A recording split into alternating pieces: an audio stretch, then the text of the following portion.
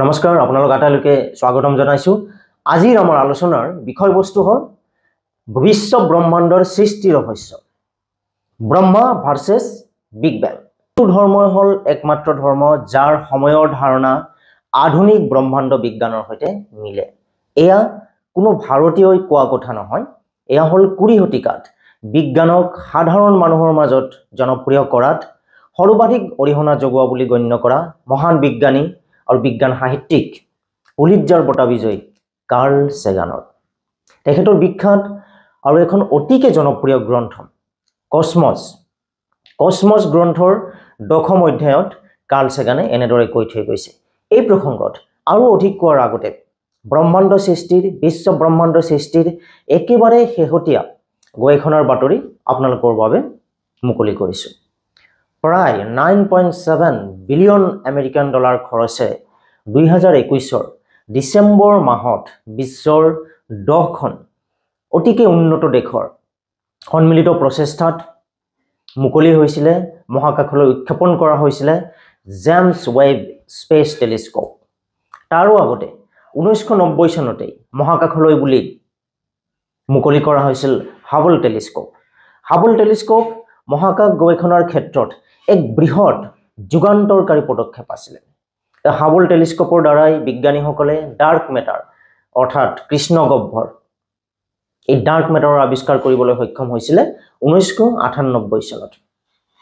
এতিয়া হাবল টেলিস্কোপতকৈও অতিকে উচ্চ ক্ষমতা সম্পন্ন জেমছ ৱেব টেলিস্কোপৰ জৰিয়তে বিশ্ব ব্ৰহ্মাণ্ডৰ সৃষ্টিৰ আৰু অনেক ৰহস্যৰ সন্ধান পোৱাৰ আশা কৰা হৈছিল। হাবল টেলিস্কোপৰ নাম ৰখা হৈছিলে মহান মহাকাশ বিজ্ঞানী এডুইন হাবলৰ নামত।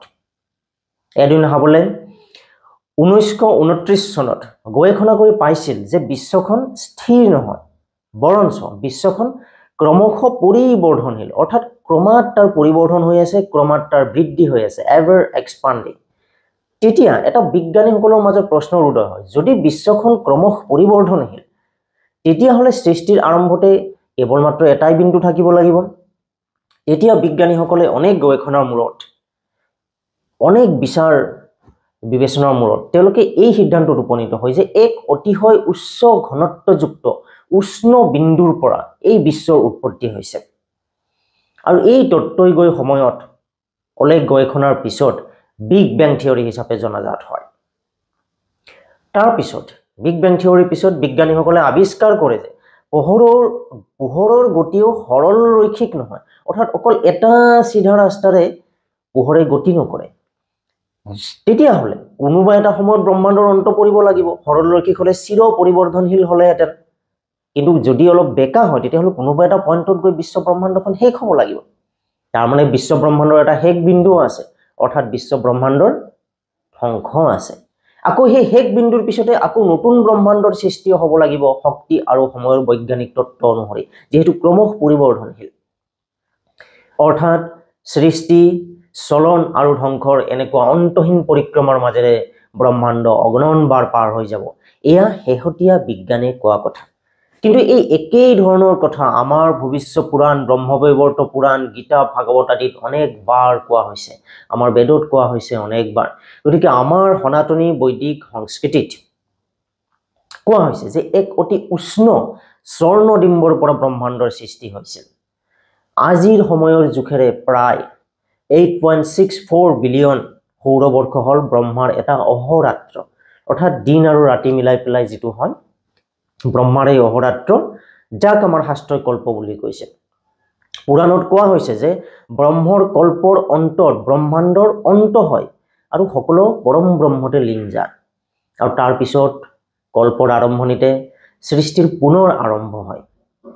ব্ৰহ্মাৰ দিনত সৃষ্টি হয় আৰু ৰাত্ৰি প্ৰলয় হয়।